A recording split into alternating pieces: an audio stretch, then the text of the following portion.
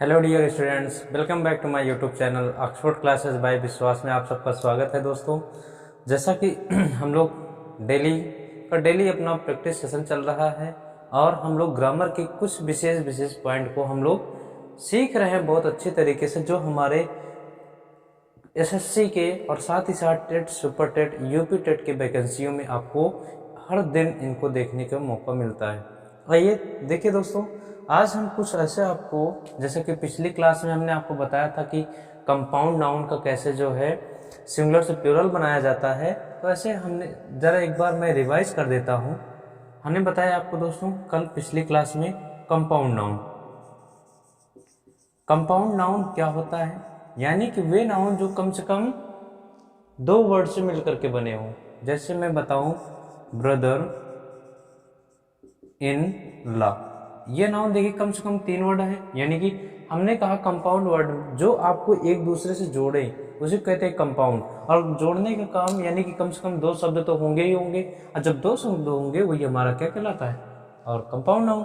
अब जब इस कंपाउंड नाउन को हम सिंगुलर से प्लूरल बनाते हैं तो कैसे बनाते हैं, इनके हम मेन वर्ड में यस या यस का प्रयोग करते हैं। अब इसका मेन वर्ड क्या है, इसका मेन वर्ड क्या है, ब्रदर। तो हम लोग क्या कहेंगे भाई, ब्रदर्स इन लॉ।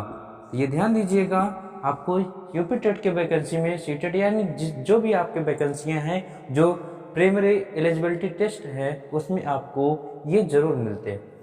जैसे मैं बताऊं आपको, नेक्स्ट आपसे बोलूं ये स्टेप सन, इसमें आपको इसको सिंगुलर से प्लूरल बनाने के लिए पूछ लिया जाता है, तो आप इसको कैसे बनाएंगे। इसका मेन वर्ड कौन सा है, तो सन है। क्या है, सन है। तो क्या हो जाएगा, stepsons. Getting point. Maid servant, इसका आप बनाइए, क्या हो जाएगा, मेड सर्वेंट। तो दोस्तों आप बस हमारे साथ जुड़ते जाइए, मैं आपको ऐसे ऐसे टॉपिक और ऐसे ऐसे वर्ड को बताता चलूंगा कि जो आपको सुपर टेट्स के साथ साथ एसएससी के बैंक पीओ में भी पूछा जाता है। देखिए दोस्तों, आज हम जो पढ़ने वाले हैं, ये तो हमारी पिछली क्लास की बातें थी। जो लोग हमारे वीडियो को न देखे हों वो जा करके देखें, और साथ ही साथ अभी आप अपने चैनल को सब्सक्राइब न किए हों तो सब्सक्राइब करें, क्योंकि जब भी हम ऐसे वीडियो बनाएं तो आप तक का नोटिफिकेशन पहुंचना बहुत ज़रूरी है। देखिए दोस्तों, आज हम बताने वाले हैं आपको कि कुछ आपके ऐसे वर्ड होते हैं जो ग्रीक एवं लैटिन होते हैं। ग्रीक एवं लैटिन ये क्या होते हैं, ये भाषा की अपनी अपनी विशेषता होती है। कुछ ग्रीक में लिखे होते हैं, कुछ लैटिन में लिखे होते हैं। तो इनका जो ग्रीक और लैटिन में होते हैं मूल रूप से, उनका सिंगुलर से प्लूरल कैसे बनाया जाता है, ये देखिए दोस्तों। तो जैसे हम बात करते हैं मेमोरेंडम, अब मैं कह दूं एजेंडम, डिक्टम, डेटम, है ना। जरा बताइए ये सब कैसे बनेंगे भाई, इनका बताइए। कोरिजेंडम, है ना। तो अब इनका हम सिंगुलर से प्लूरल, यानी कि देखिए ग्रीक एवं लैटिन का मतलब ये है, हम बेसिक रूप से जानते हैं किसी भी नाउन को सिंगुलर से प्लूरल बनाने के लिए उसमें हम या तो यस जोड़ते हैं, या तो ईएस जोड़ते हैं, या तो आईईएस जोड़ते हैं, या तो वीईएस जोड़ करके बनाते हैं। इतनी बातें जानते हैं। लेकिन जो इनका केस है, मेमोरेंडम, एजेंडम, डिक्टम, डेटम और कोरिजेंडम, इनका जो केस है, इनका केस पूरी तरीके से अलग है। ये इन पर प्लूरल नहीं बनाए जाते हैं। गेटिंग पॉइंट, ये इन पर प्लूरल नहीं बनाए जाते दोस्तों। इनका प्लूरल किस तरीके से बनता है, मेमोरेंडम का मेमोरेंडा, एजेंडम का एजेंडा, डिक्टम का डिक्टा, डेटम का डाटा, कोरिजेंडम का कोरिजेंडम, ये कोरिजेंडम है ना, कोरिजेंडम का कोरिजेंडम है ना, कोरिजेंडम का कोरिजेंडा।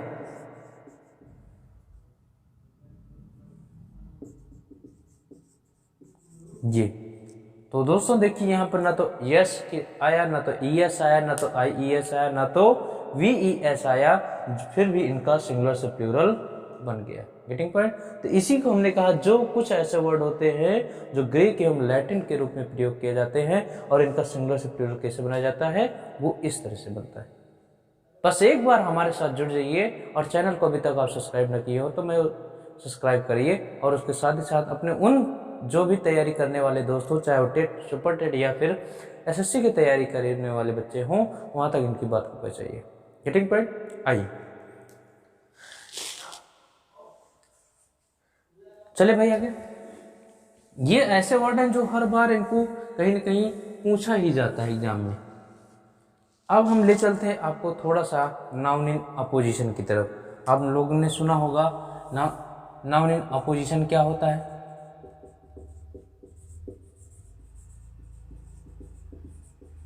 नाउन इन अपोजिशन, अब ये क्या है, बात को समझिएगा दोस्तों, ये क्या होता है। स्पष्ट रूप से मैं कहूं तो जैसे मुझे किसी व्यक्ति के बारे में बताना है, कोई महान व्यक्ति है, उसके कुछ विशेष उपलब्धियों के बारे में बताना है, कुछ जो उसको उपाधि दी गई है उसके बारे में बताना है, तो जो हम उसका नाम और साथ ही साथ उसकी उपाधि के नाम के बारे में बताते हैं वही आपको क्या कहलाता है, noun in opposition.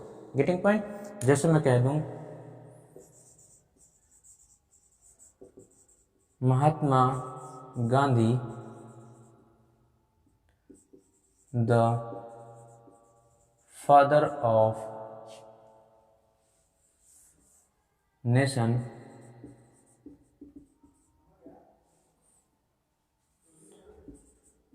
was a great leader। ध्यान दीजिए दोस्तों, हमने कहा महात्मा गांधी, ये मैंने नाम बताया, proper noun. The father of nation, the father of nation was a great leader, एक महान नेता थे। तो जरा देखिए दोस्तों, नाउन इन अपोजिशन यही होता है कि हम जिस व्यक्ति की चर्चा करें और उस व्यक्ति के कुछ पद और उपाधियों के बारे में बताएं तो वही आपको क्या कहलाता है, noun in apposition. Getting point. ये आपका नाउन इन अपोजिशन कहलाता है। क्योंकि यदि मैं इसको सेंटेंस से अलग कर देता हूं, एक मिनट ध्यान से लिखना बंद करके लिखिएगा, समझिएगा। यदि मैं इसको एक मिनट के लिए हटा दूं तो Mahatma Gandhi was a great leader, क्या सेंटेंस पर कोई इफेक्ट पड़ा? तो दोस्तों सेंटेंस पर कोई इफेक्ट नहीं पड़ेगा, बस ये हमारी क्या है, एडिशनल इंफॉर्मेशन है। क्या है? एडिशनल इंफॉर्मेशन है। जैसे ही हम ऐड करते हैं वही हमारा क्या बन जाता है, noun in apposition. Getting point. जैसे मैं कह दूं Sardar Patel the iron man, Sardar Patel the iron man of India, Sardar Patel the iron man of India was the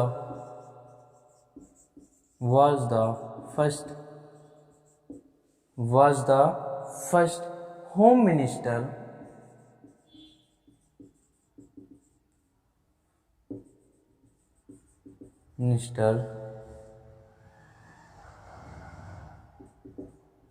in our country,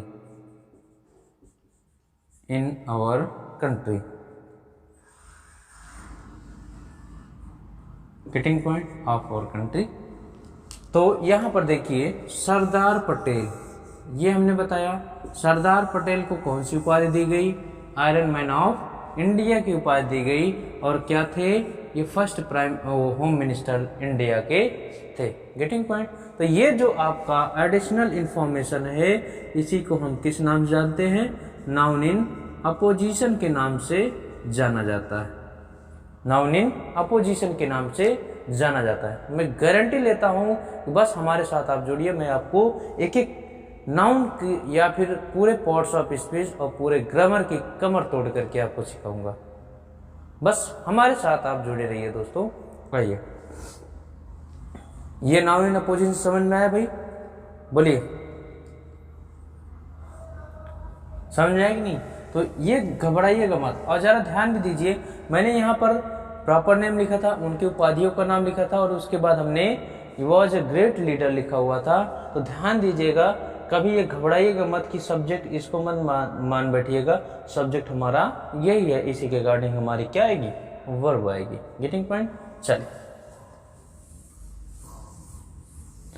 बोलिए, नाउन इन अपोजिशन, यहाँ कोई डाउट हुआ बताइए दोस्तों। चलिए हम बात को आगे बढ़ाते हैं। केस, केस, केस को क्या कहते हैं? कारक। अब कारक क्या है? कारक कितने होते हैं आपको देखिए, केस वो है जो केस यानी केस का यूज क्यों पड़ता है? केस मीन्स कारक का यूज क्यों पड़ता है भाई? तो कारक का यूज सीधे से स्पष्ट रूप से मैं बताऊं कि एक शब्द से दूसरे शब्द का संबंध बताने का जो काम करे वही हमारा क्या कहलाता है? केस कहलाता है। जैसे हम केस हमारे कितने होते हैं? पहले मैं बात करूं सब्जेक्टिव केस, सब्जेक्टिव केस, दूसरा ऑब्जेक्टिव केस, तीसरा पॉजिटिव केस, चौथा नॉमिनेटिव केस। देखिए सब्जेक्टिव को ही क्या कहते हैं? नॉमिनेटिव केस कहते हैं। रिफ्लेक्सिव केस, रिफ्लेक्सिव केस, पांचवा आपका पॉजिटिव हो गया, positive subjective case, objective case और पॉजिटिव केस, रिफ्लेक्सिव केस, और पांचवा आपका एक और होता है आपका वोकेटिव केस। क्या होता है दोस्तों? Vocative case, vocative case. आइए यहाँ से मैं आपको समझाने की कोशिश करता हूँ। इसी सब्जेक्टिव केस को नॉमिनेटिव केस कहते हैं। कौन सा केस कहते हैं? नॉमिनेटिव केस कहते हैं। ठीक, ध्यान से मेरी बात को समझिएगा। मैं गारंटी लेता हूँ कि आप कभी नहीं भूलेंगे, और लास्ट तक बने रहिए दोस्तों। मैं वो आपको चीज़ बताऊंगा जो इन सब चीज़ों को सीखने में बहुत ही मदद करने वाली। Getting point? देखिए subjective case, nominative case, objective case, positive case, reflexive case और वोकेटिव केस। ध्यान दीजिए दोस्तों। अब सब्जेक्टिव केस या नॉमिनेटिव केस क्या होता है तो मैं बताऊं। सब्जेक्टिव केस यानी कि सब्जेक्ट के स्थान पर क्या भाई, कि सब्जेक्ट के स्थान पर आने वाले किसी भी शब्द को हम किस में रखेंगे? सब्जेक्टिव केस में। एक बार फिर से रिमाइंड करिएगा, मैंने क्या कहा? सब्जेक्ट के स्थान पर आने वाले किसी भी शब्द को हम किस केस में रखेंगे? सब्जेक्टिव केस में रखेंगे, और ऑब्जेक्ट के स्थान पर आने वाले किसी भी शब्द को ऑब्जेक्टिव केस में रखेंगे। Getting point? बात समझ में कि नहीं भाई? बोलिए। मैं एक स्ट्रक्चर की बात करूं जो आप लोग जानते हैं, किसी भी सेंटेंस में क्या होता है? सब्जेक्ट होता है, और उसका एक खूबसूरत वर्ब होता है, और एक क्या होता है? ऑब्जेक्ट होता है कि नहीं? तो यही जो आपका सब्जेक्ट, वर्ब और ऑब्जेक्ट है, इसी सब्जेक्ट को जब हम कोई भी नाउन यहाँ यूज करते हैं, जब कोई भी नाउन यूज करते हैं तो उसका केस कैसा होता है? सब्जेक्टिव केस होता है। कैसा होता है? सब्जेक्टिव केस होता है। Getting point? ये यदि मैं बात करूं ऑब्जेक्टिव केस की, तो ऑब्जेक्ट यानी कि ऑब्जेक्ट रूप में भी कोई नाउन या प्रोनाउन आता है। बोलिए भाई, ऑब्जेक्ट के रूप में भी कोई नाउन या प्रोनाउन आता है ना? तो इसका केस भी हमेशा कौन सा होगा? ऑब्जेक्टिव केस ही होगा। कौन सा केस होगा? ऑब्जेक्टिव केस होगा। Getting point? तो ये मत भूलिएगा, सब्जेक्ट, वर्ब, ऑब्जेक्ट जो है यहाँ पर आने वाले नाउन या प्रोनाउन को केस उसकी पोजीशन के अनुसार डिफाइन किया जाता है। यदि सब्जेक्ट के स्थान पर आया है तो सब्जेक्टिव केस, यदि ऑब्जेक्ट के स्थान पर आया है तो ऑब्जेक्टिव केस। बस हमारे साथ बने रहिए अंत तक। देखिए दोस्तों, आए बात समझ में? जैसे मैं कह दूं, राम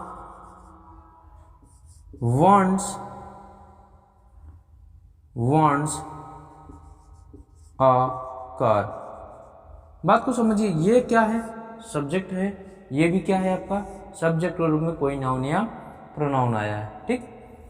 ये भी क्या आया, नाउन, सब्जेक्टिव केस है, इसका क्या है, ऑब्जेक्टिव केस है। Getting point. जैसे मैं कह दूं दूसरा, all students read English language,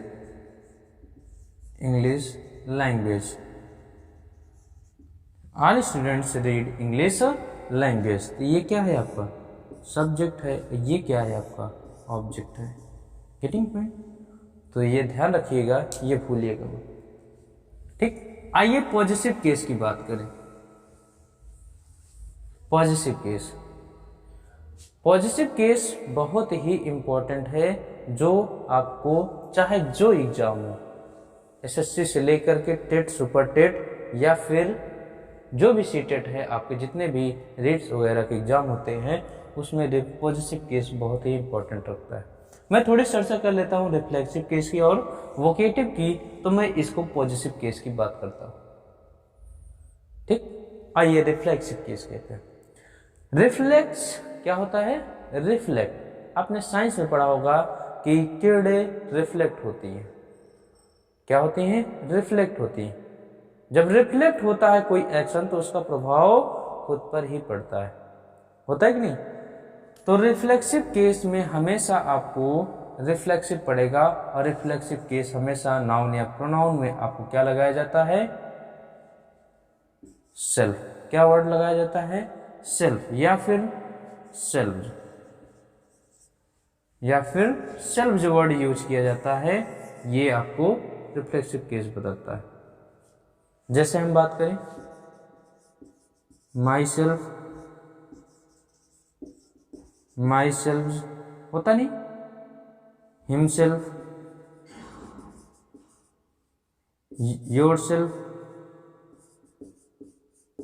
yourself, ये आपके इस तरीके से रिफ्लेक्सिव केस बनाए जाते हैं। Getting point. तो ये आपका कौन सा केस हुआ, रिफ्लेक्सिव केस हुआ। देखिए, जैसे मैं आपको एक सेंटेंस बना के देता हूं, द थीफ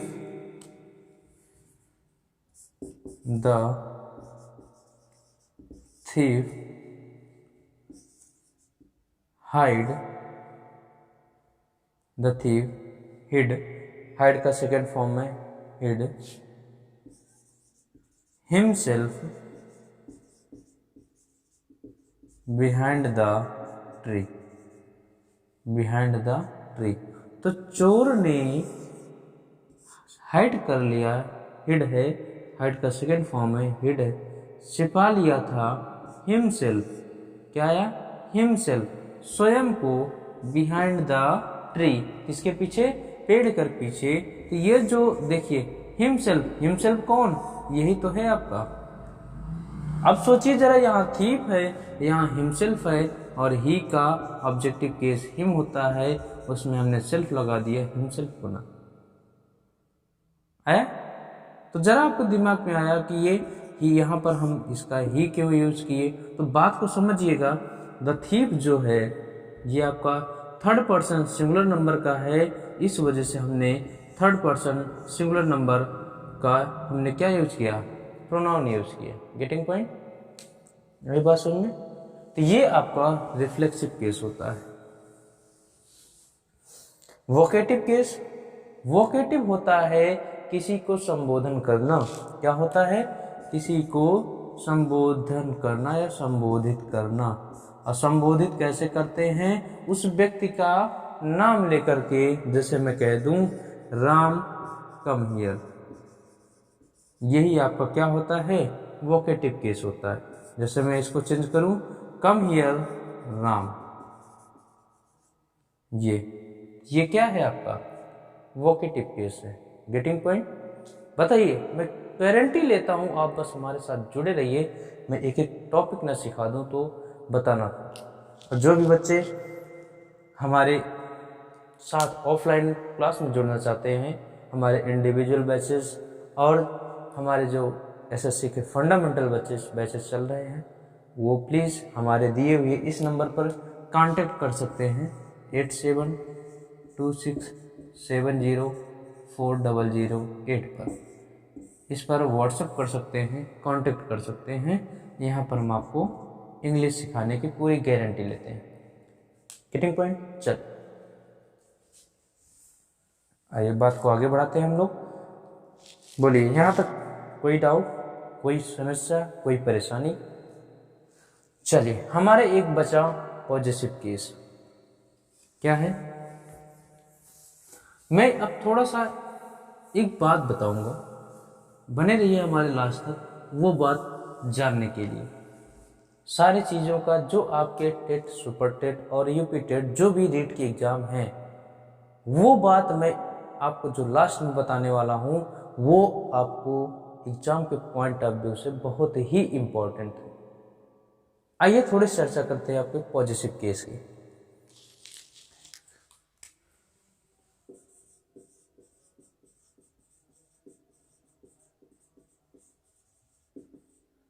देखिए पॉजिटिव होता क्या है। पॉजिटिव होता क्या है?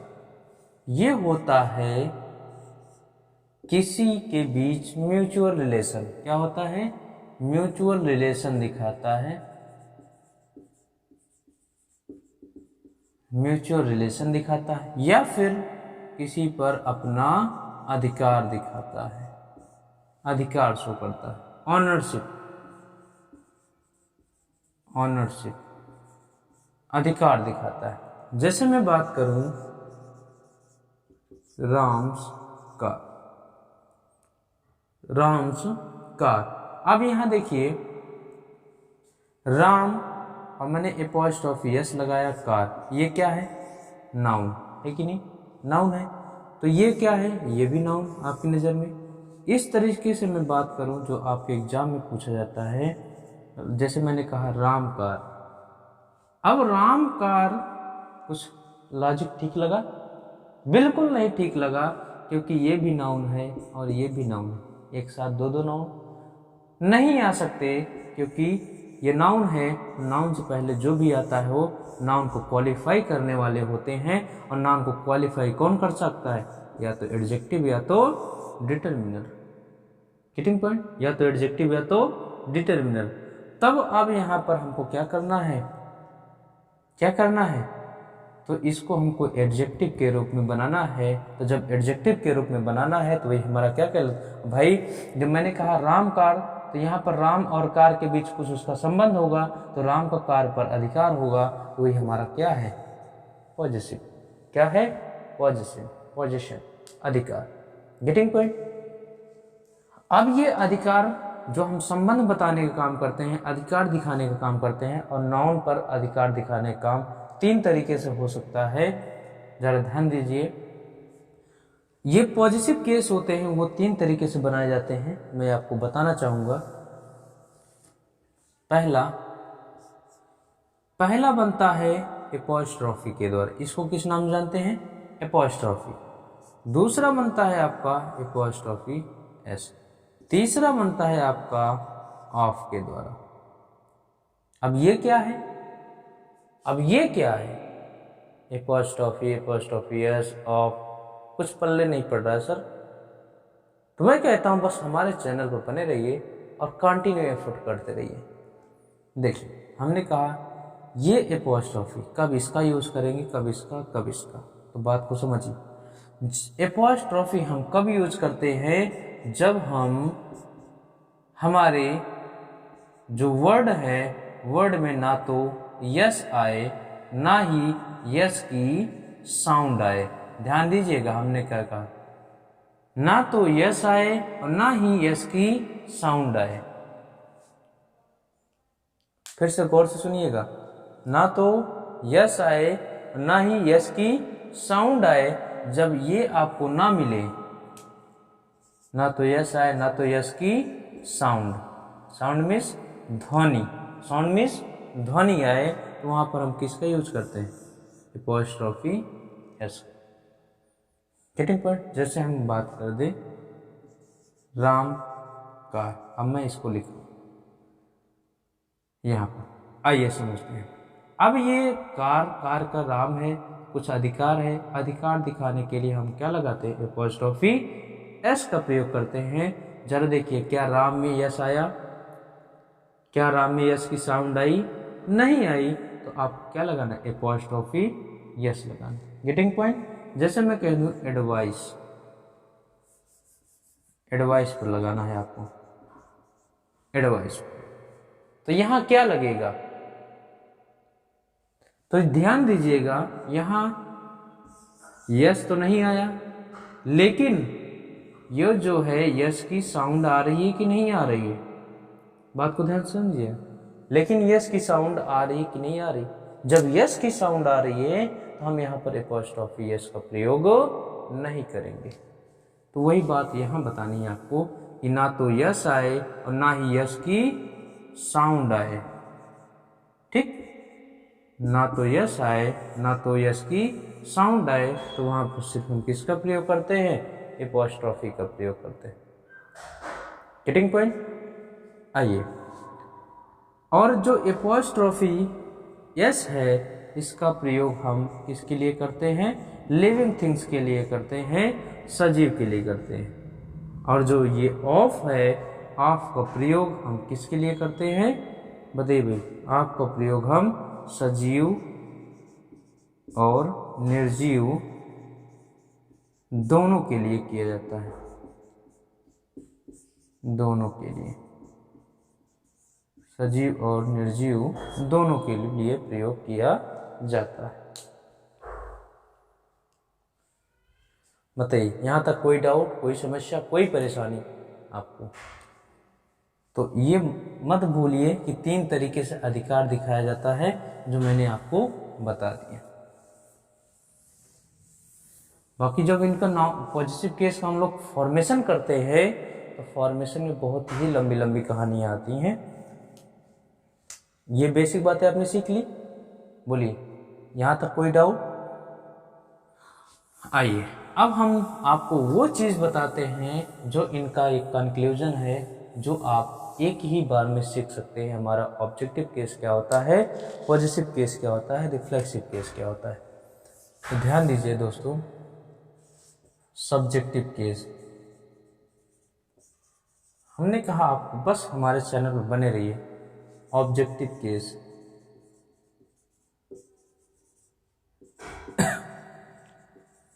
Positive case, subjective case, objective case, positive case, और एक आपका आता है पॉजिटिव प्रोनाउन, और एक आपका आता है रिफ्लेक्सिव केस, रिफ्लेक्सिव केस। ध्यान दीजिएगा, मैंने लिख दिया कि नहीं भाई, बताइए।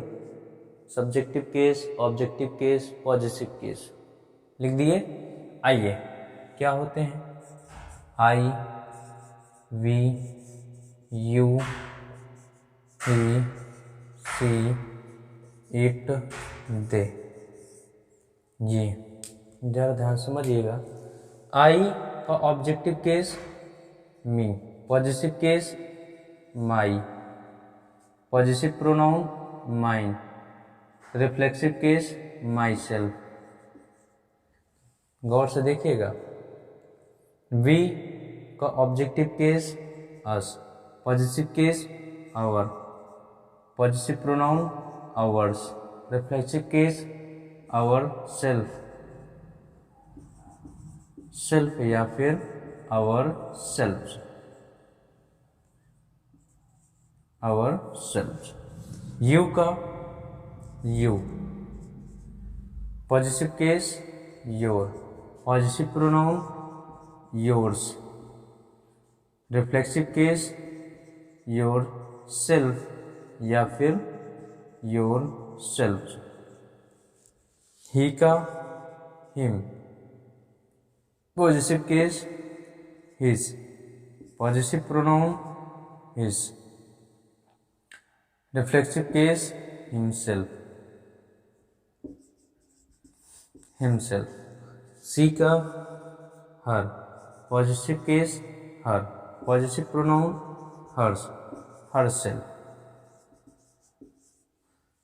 इट का it, positive case it, positive pronoun its, reflexive case itself, they का objective case them, positive case their और पॉजिटिव प्रोनाउन देयर्स और रिफ्लेक्सिव केस देमसेल्फ, सेल्फ या फिर देमसेल्फ। Getting point? तो ये आपका बहुत ही इंपॉर्टेंट पॉइंट है, आप यहाँ से देख लीजिए। यहीं से आपका नरेशन, क्या यहीं से आपका नरेशन, नरेशन क्या है? कुछ नहीं है, सिर्फ आपको टेंस चेंज करना आ जाए और आपको प्रोनाउन चेंज करना आ जाए, नरेशन बिल्कुल फिनिश। Getting point? तो देखिए दोस्तों, जैसे मैं कह दूं राम ने अपना काम कंप्लीट किया, जैसे राम ने अपना काम कंप्लीट किया, Ram worked, had worked, Ram had completed his their work। जी, तो ध्यान दीजिएगा दोस्तों, अब यहाँ पर आपको क्या है, ये आपका क्या है? पॉजिटिव केस है। ये क्या है? वर्क, नाउन है कि नहीं? वर्क नाउन है।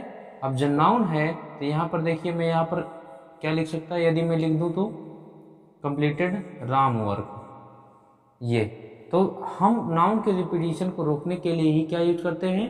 प्रोनाउन यूज करते हैं। अब प्रोनाउन राम, जरा देखिए, राम क्या है? थर्ड पर्सन का है और सिंगुलर नंबर का, और थर्ड पर्सन सिंगुलर नंबर का प्रोनाउन क्या है?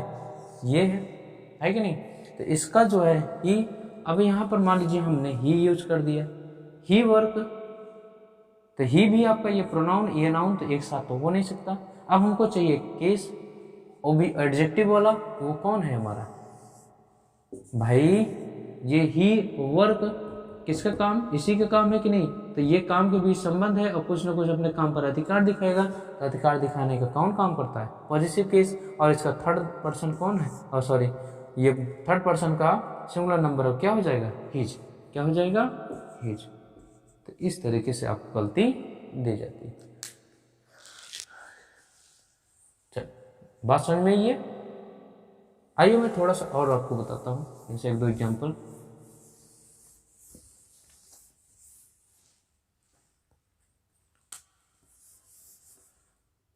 मोहन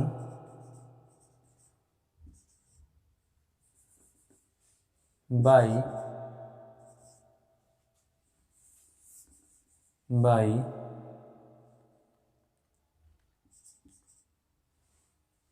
चलिए बाट कर देते, बाट राम कार। जरा ध्यान दीजिए, मोहन ने खरीदा था राम कार।